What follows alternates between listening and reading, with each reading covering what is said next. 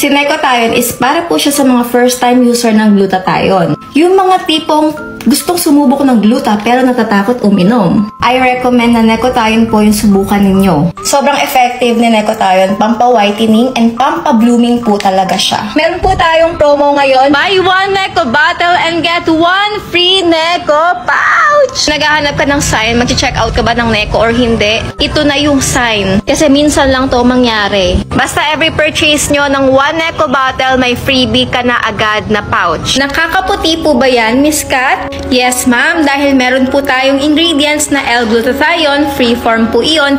Ibig sabihin, mas mabilis pong ma-absorb ng katawan. Meron din po tayong L-cysteine kay Necothione. At si L-cysteine, alam nyo ba, bibihira nyo lang po yun makita sa mga whitening supplements.